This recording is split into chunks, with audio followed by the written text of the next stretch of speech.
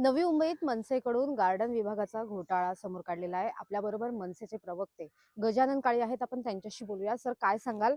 नेमका काय घोटाळा आहे? किती कोटीचा घोटाळा हा करण्यात आला?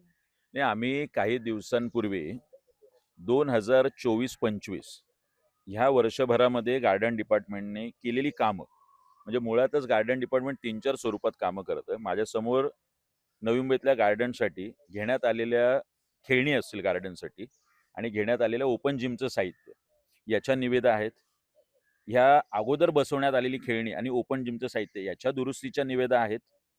बसवण्यात आलेली एकूण झाडं लावण्यात आलेली त्याच्या निविदा आहेत आणि जे सर्वसमावेशक टेंडर दिलेलं आहे त्या निविदा आहेत. हे सगळं पाहता माझ्यासमोर आता एक स्काय एंटरप्राइजेस याने महापालिकेची भरलेली निविदा आणि त्याच स्काय एंटरप्राइजेसने आम्हाला त्या वस्तूंच्या संदर्भात ओपन जिमच्या साहित्या संदर्भात दिलेले मार्केट भाव, ह्या दोन्ही गोष्टींचा फरक आपण पाहिला. 5 कोटी रुपये 2024ला नवी मुंबई महानगरपालिकेने खर्च केले नवीन ओपन जिमचं साहित्य आणि ह्या गार्डनमधल्या खेळणीच्या संदर्भात.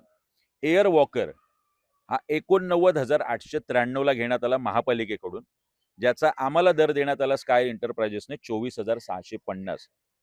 थेट 65,243 रुपये जादा रक्कम देण्यात आली महापालिकेकडून. याचे हिप ट्विस्टर 59,465 हा महापालिकेचा दर आहे. आम्हाला तो दर देण्यात आला 24,800. थेट 34,665 रुपये महापालिकेने जादा दिलेत. फोम आर्म व्हील 54,035 आम्हाला दिलाय 21,400. शोल्डर एक्सरसाइज 1,37,000 तब्बल, हे महापालिकेला दर आहे. आम्हाला तेच 38,000 मिळतंय. एबीएस बोर्ड 73,177 आम्हाला ते 19,400. महापालिकेच्या सर्व साहित्यांमध्ये असाच घोटाळा आपल्याला दिसतोय. हा 5 कोटीचा थेट घोटाळा आहे. त्याच पद्धतीचा 5 कोटी यांनी साहित्याच्या दुरुस्ती संदर्भात केलेत.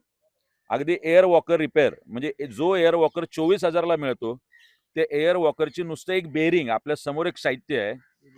हे म्हणजे अगदी एअर वॉकर, याच्या बेरिंगचा खर्च, नुसतं बेरिंगचा खर्च 13,000 रुपये लावलाय. इथे हिप ट्विस्टर जे 24,000ला मिळते, त्याच्या नुसतं हिप ट्विस्टरच्या रिपेअरचा खर्च 13,000 लावलाय. बेंचेस पेंटिंग, जिथे 3 माणसं बसतात त्या बेंचेस पेंटिंगचा खर्च 12,000 रुपये लावलाय. अशा पद्धतीचा मोठ्या प्रमाणात घोटाळा हा जर पूर्ण काउंट केला आपण, तर 30 ते 33,000चा घोटाळा हा जर 5 वर्षाचा केला तर 100 ते 150 कोटीचा घोटाळा हा गार्डन डिपार्टमेंटमध्ये दिसतोय. आमचं आयुक्तांना म्हणणं आहे, राज्य सरकारला म्हणणं आहे, आपण ताबडतोब याची चौकशी लावा. मुळातच गार्डन डिपार्टमेंटची श्वेतपत्रिका काढणं आता अत्यंत गरजेचं झालं. सर, मनसेने काल मुंबईमध्ये देखील एक घोटाळा उघड केला होता, कचरा घोटाळा. आज तुम्ही गार्डन घोटाळा काढलेला आहे. पुढची दिशा काय असेल? पुढचं पाऊल काय असेल? नाही, मला एक आश्चर्य आहे, जिथे आपल्याला जिवंत फ्लेमिंगो इथे जिवंत ठेवता येत नाही. आपण मागे ऐकलं की अगदी पाम बीच रोडवरती सुद्धा हे फ्लेमिंगो मृत अवस्थेत आपल्याला दिसले. माझ्यासमोर हा आणखी घोटाळा आहे. फ्लेमिंगोचे पुतळे यांनी 90,000 विकत घेतले. 50,000 2-2 लाख रुपये लावले.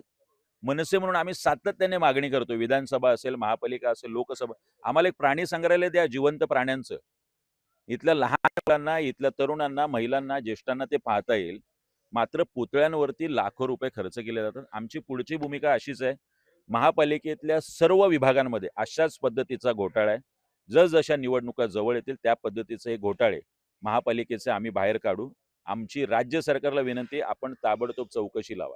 जे अधिकारी याच्यात दोषी आहेत त्यांना चौकशी समितीत घेऊ नका. तरच याची पारदर्शीपणे चौकशी होईल आणि जो दोषी आहे त्याच्यावर ताबडतोब कारवाई झाली पाहिजे. एकूणच दोषी अधिकाऱ्यांवर कारवाईची मागणी जी आहे ती आता मनसेकडनं होताना आपल्याला पाहायला भेटते. कविता लोखंडे, जय महाराष्ट्र, नवी मुंबई.